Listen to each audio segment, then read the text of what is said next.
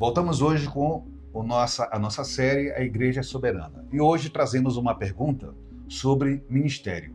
Quem criou e por que existe? E quando foi criado? Qual foi a necessidade de se criar um ministério? Muita gente confunde ministério com cargos. Muita gente confunde ministério com título.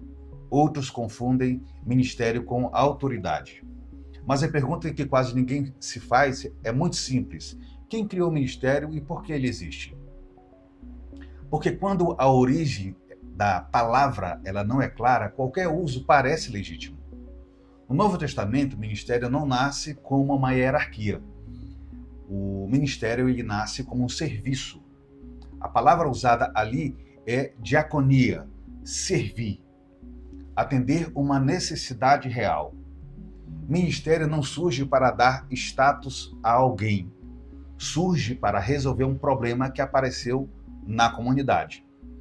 Em Atos capítulo 6, a igreja cresce. E quando cresce, surgem conflitos. As viúvas estavam sendo negligenciadas, a missão estava sendo comprometida. E o ministério nasce ali, não para mandar, mas para organizar o serviço e proteger o foco espiritual. Perceba isso, o ministério ele nasce de dentro da igreja como uma resposta prática a uma necessidade concreta. Ele não nasce de uma convenção, ele não nasce de um estatuto e ele não nasce de um título. Ele nasce da missão. O problema começa quando o ministério deixa de ser uma função e vira uma identidade. Quando o cargo vira um trono, quando o título vira uma blindagem, quando a pessoa começa a defender o ministério mais do que a missão que ele deveria servir.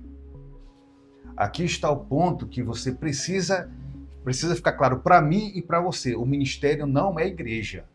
A igreja é o corpo e o ministério é uma ferramenta da igreja. Quando o ministério se torna maior que a igreja, a lógica se inverte. E quando a lógica se inverte, o serviço vira poder. Na prática, o fiel começa a sentir isso. Decisões que não são explicadas, cargos que não servem e estruturas que controlam. E surge uma frase perigosa. Isso não pode ser questionado porque é um ministério? Pode ser questionado sim e deve ser questionado. Mas deve ser questionado com muita maturidade. Porque o ministério legítimo, ele não foge da luz. Ele não teme perguntas. Não se sustenta no título. Jesus foi claro, quem quiser ser o primeiro, seja servo. Ministério só é legítimo quando serve. E quando ele deixa de servir, ele precisa ser revisto. Porque a igreja não existe para sustentar ministérios. Os ministérios existem para sustentar a missão da igreja. E é por isso que entender a origem do ministério protege a fé, protege a consciência e evita abusos. A igreja, ela é soberana quando não precisa agradar. E esse foi o nosso episódio de hoje.